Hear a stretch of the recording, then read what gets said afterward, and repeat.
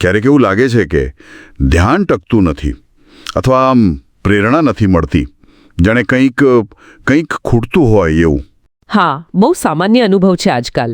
તો આજની આપણી ચર્ચા આ જ મુદ્દા પર છે. આપણા મગજમાં જે રસાયણો છે જેને હેપી હોર્મોન્સ કહેવાય છે એના પર. બરાબર. આપણે ડૉક્ટર સોલોમન લલ્લાના પુસ્તક વાયર્ડ ફોર જોય અથવા હિન્દીમાં આપકે હેપી હોર્મોન્સમાંથી અમુક મુખ્ય વિચારો પર ઊંડાણપૂર્વક વાત કરીશું.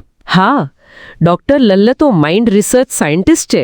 3 PhD છે એમની પાસે. બરાબર. અને એમનું કહેવું છે ને કે આપણી લાગણીઓ છે ને એના પર કાબૂ મેળવી શકાય છે જો આપણે એની પાછળનું વિજ્ઞાન સમજીએ. ચોક્કસ. આ હોર્મોન્સ જાણે આપણા મગજનું એક અદૃશ્ય ઓર્કેસ્ટ્રા છે. અચ્છા. દરેકનું કામ અલગ, કોઈ પ્રેરણા આપે, કોઈ શાંતિ, કોઈ જોડાણ કરાવે.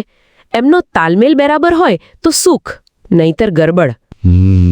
ઘણા લોકો ફરિયાદ કરે છે, મને મોટિવેશન નથી આવતું અથવા હું બહુ વિચારું છું. હા, સાંભળ્યું છે. પુસ્તક કહે છે કે આ ઘણીવાર કેમિકલ એટલે કે રાસાયણિક હોઈ શકે છે.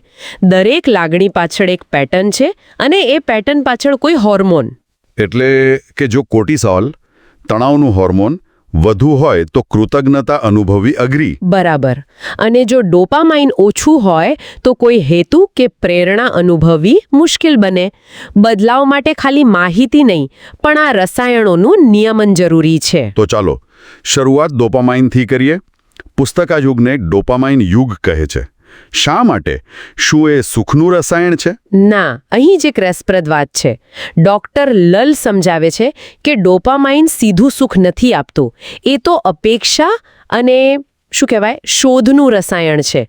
વધુની માંગ કરાવે. વધુ એટલે કે એ આપણને કંઈક કરવા માટે, કંઈક મેળવવા માટે દોડાવે છે. પ્રેરણા આપે છે. પેલો ઉંદરવાળો પ્રયોગ છે ને પુસ્તકમાં. હા, સાંભળ્યું છે. એમાં જે ઉંદરોમાં ડોપામાઇન નહોતું એમની સામે ખોરાક પડ્યો હોય તો પણ એ લેવા જતા નહોતા. એમનામાં એ ઈચ્છા જ નહોતી, પ્રેરણા જ ગાયબ. ઓહ, પણ આ તો સારું કહેવાય ને. આપણા પૂર્વજોને ટકી રહેવામાં મદદ કરી હશે. ખોરાક શોધવા, સાથી શોધવા. હા, ઉત્ક્રાંતિની દ્રષ્ટિએ તો બહુ જ ઉપયોગી. પણ આજની દુનિયામાં આખી સિસ્ટમ જાણે હાઈજેક થઈ ગઈ છે. હાઈજેક? કેવી રીતે? સ્માર્ટફોન જુઓ, નોટિફિકેશન, સોશિયલ મીડિયાની સ્ક્રોલિંગ, પેલું પ્રોસેસ્ડ ફૂડ જેમાં ખાંડ અને ચરબી ભરપૂર હોય. હા, બરાબર. આ બધું જ આપણને બહુ સહેલાઈથી અને સતત ડોપામાઇનનો ડોઝ આપ્યા કરે છે. આપણી આસપાસ બધું જ આપણને ઉત્તેજિત કરવા, આપણું ધ્યાન ખેંચવા માટે જ બન્યું છે. એટલે જ લેખક આને ડોપામાઇન અર્થતંત્ર કહે છે, જ્યાં આપણું ધ્યાન જ ચલણ છે. બરાબર. અને આનાથી એક બીજી સમસ્યા થાય છે. પુસ્તકમાં સુખ પીડા સંતુલનની વાત છે. Pleasure pain balance. એક સીસો જેવું. સીસો? એ કઈ રીતે? એટલે કે જ્યારે આપણે બહુ બધી ઉત્તેજના કે સુખ તરફ ઝૂકીએ, જેમ કે કલાકો સુધી વિડીયો જોયા કરીએ, હા, ત્યારે આપણું મગજ સંતુલન જાળવવા માટે આપોઆપ પીડા કે અસ્વસ્થતા કે ખાલીપા તરફ ધક્કો મારે છે. લેખક એને ભૂત કહે છે, જે સુખની પાછળ આવે છે. અચ્છા. એટલે વધુ પડતા સુખ પછી થોડું ડાઉન ફીલ થાય એ આના લીધે. બરાબર. આ મગજની પોતાની સમતુલા જાળવવાની રીત છે. અને બીજું શું થાય ખબર છે? શું? વધુ પડતી ઉત્તેજનાથી મગજ એના પ્રત્યે ઓછું સંવેદનશીલ બની જાય છે. પછી એ જ લેવલનો આનંદ મેળવવા માટે વધારે ડોપામાઇન જોઈએ. ઓહ, એટલે પહેલા જે મજા આવતી હતી એ પછી ના આવે. હા, આને ઘટતા ડોપામાઇનનો નિયમ કહે છે. Law of diminishing dopamine. લાંબા ગાળે આનાથી શૂન્યતા જેવું લાગે અથવા એનહેડેનિયા, મતલબ કે સુખ અનુભવવાની ક્ષમતા જ ઘટી જાય. બાપરે. તો આ બધો મતલબ શું? શું આપણે સુખ પાછળ ભાગીને વધુ ખરાબ અનુભવીએ છીએ? જુઓ, આ કોઈ આપણા ચારિત્ર્યનો દોષ નથી. એવું નથી કે આપણામાં કંઈ ખોટ છે. આ તો સીધી ન્યુરોબાયોલોજી છે. આપણું મગજ આજના આ અતિ ઉત્તેજનાવાળા વાતાવરણ સાથે એડજસ્ટ થવાની કોશિશ કરી રહ્યું છે. તો આનો ઉપાય શું? પુસ્તક સૂચવે છે એક પ્રકારનો રીસેટ, જેને ડોપામાઇન ફાસ્ટિંગ કહે છે. ડોપામાઇન ફાસ્ટિંગ એટલે ઉપવાસ? હા, પણ ખાવાનું નહીં. આવી કૃત્રિમ સહેલી ઉત્તેજનાઓથી થોડો સમય દૂર રહેવો. ફોન ઓછો વાપરવો, સોશિયલ મીડિયાથી બ્રેક લેવો, પ્રોસેસ્ડ ફૂડ ટાળવું. અચ્છા. જેથી મગજ ફરીથી સંતુલનમાં આવે અને પછી નાની સાદી વસ્તુઓમાં પણ આનંદ અનુભવી શકે, એની સંવેદનશીલતા પાછી આવે. આ તો બહુ જ રસપ્રદ વાત છે. મતલબ કે પહેલું પગલું તો જાગૃતિ છે. એ સમજવું કે જો સારું નથી લાગી રહ્યું તો કદાચ એ સંકેત છે કે આપણી ડોપામાઇન સિસ્ટમને રીસેટની જરૂર છે. બિલકુલ.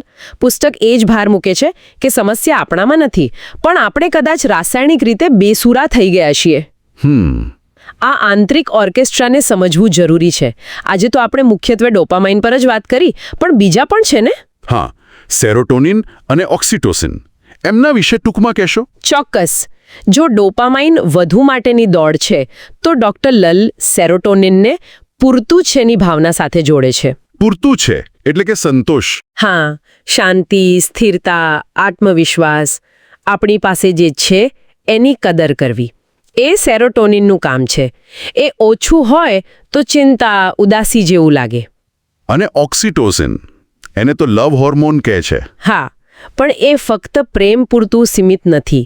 ડોક્ટર લલ એને જોડાણ અને વિશ્વાસનું હોર્મોન કહે છે. અચ્છા. સ્પર્શથી, સારા સામાજિક સંબંધોથી, ટીમમાં કામ કરવાથી એ વધે છે. સહાનુભૂતિ, ઉદારતા વધારવામાં મદદ કરે, આપણને એકબીજા સાથે જોડાયેલા અને સુરક્ષિત અનુભવ કરાવે. તો મતલબ કે આ ત્રણેય ડોપામાઇન, પ્રેરણા, સેરોટોનિન, શાંતિ અને ઓક્સિટોસિન, જોડાણ બધા જરૂરી છે. કોઈ એક નહીં, પણ એમનું સંતુલન. એકદમ સાચી વાત. એ જ પુસ્તકનો સાર છે. આપણે આપણી ભાવનાઓના ગુલામ નથી. આ કેમિસ્ટ્રીને સમજીએ તો એને સંચાલિત કરી શકીએ. પહેલું પગલું, જેમ તમે કહ્યું, જાગૃતિ. સમજવું કે આ બધું કેવી રીતે કામ કરે છે. જે આપણને આપણા આજના છેલ્લા વિચાર પર લાવે છે. ડોક્ટર લલ પોતાને કાઉન્ટર વ્યૂ સ્પેશિયાલિસ્ટ કહે છે. હા, એ શબ્દ વાપરે છે. તો આ હોર્મોન્સ, ખાસ કરીને ડોપામાઇનની આપણા આજના જીવન પર જે અસર છે એ સમજ્યા પછી સુખ, સફળતા કે પ્રેરણા વિશેની એવી કઈ સામાન્ય માન્યતાઓ છે જેના પર આપણે કદાચ એક કાઉન્ટર વ્યૂ, એક અલગ વિપરીત દૃષ્ટિકોણથી વિચારવાની જરૂર છે? આ એક વિચારવા જેવો પ્રશ્ન છે, ખરું ને? બિલકુલ. કદાચ સતત વધુ પાછળ ભાગવું એ જ સુખ નથી, વિચારવા જેવું છે.